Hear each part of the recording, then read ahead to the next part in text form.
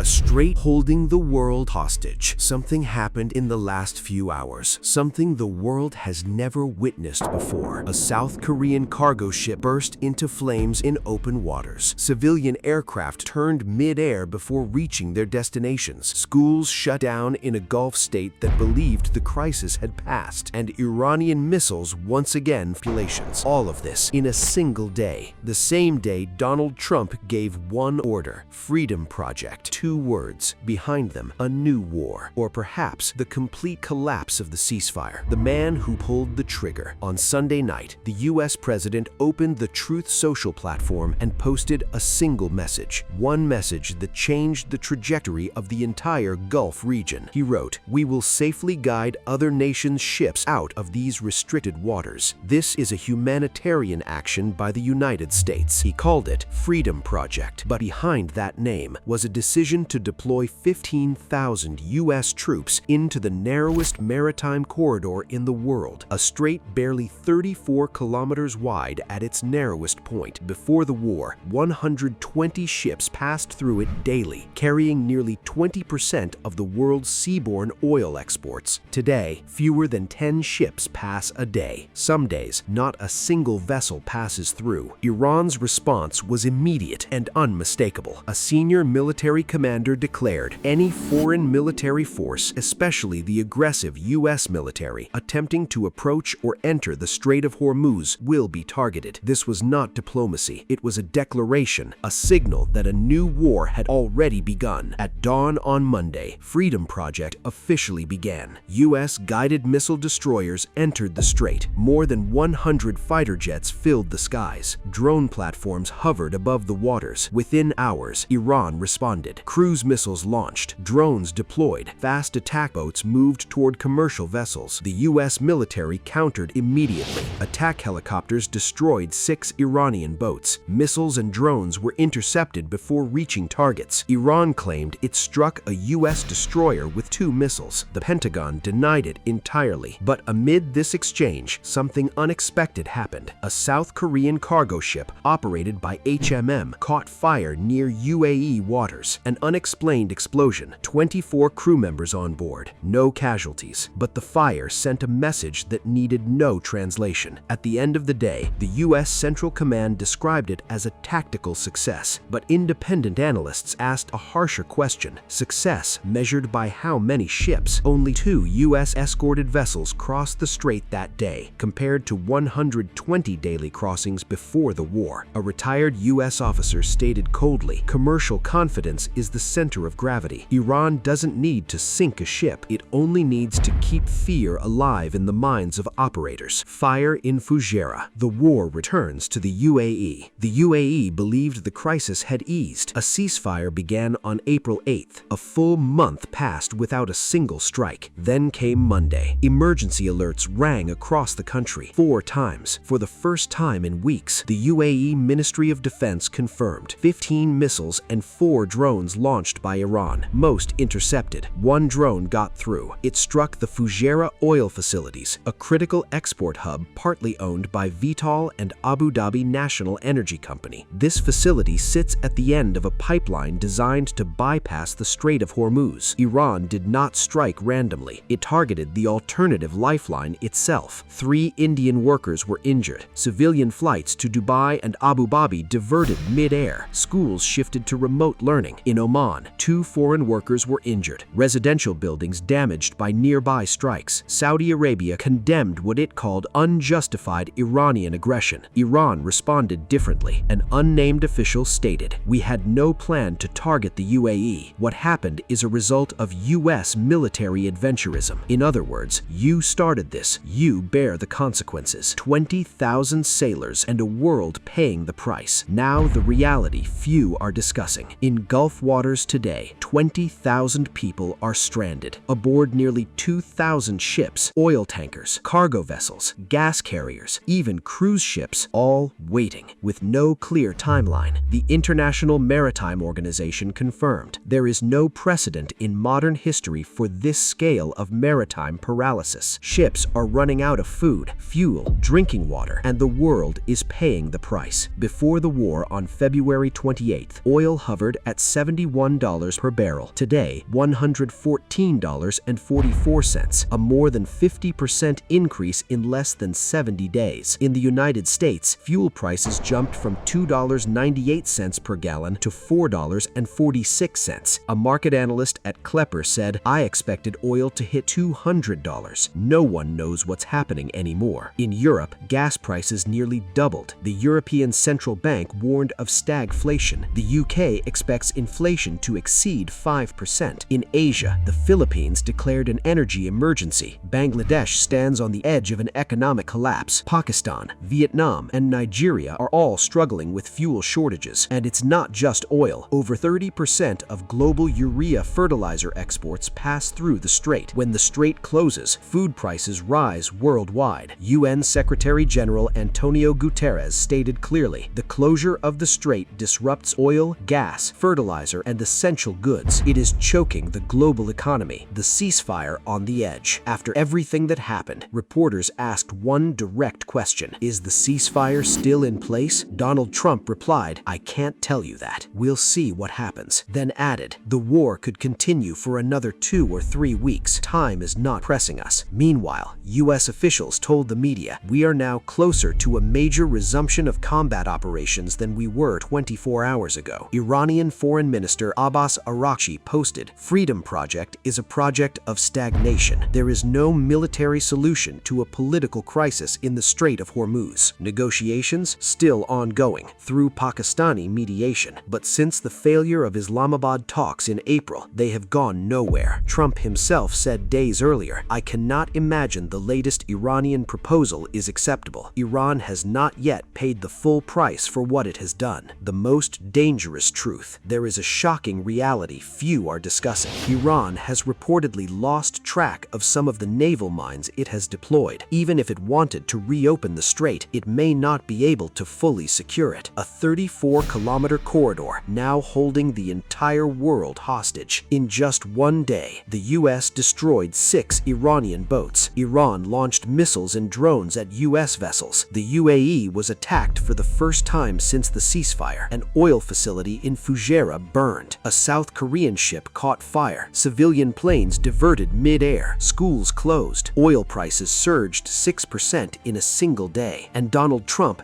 did not answer the question, is the ceasefire still alive? 20,000 sailors remain stranded. Millions of families worldwide are paying double for fuel. Crops go unfertilized because urea cannot pass through Hormuz. The final question. The Strait of Hormuz is not just a waterway. It is the artery of modern civilization. And today, it is an open battlefield. The question the entire world is asking now, who blinks first, Washington or Iran? The answer we will know very soon.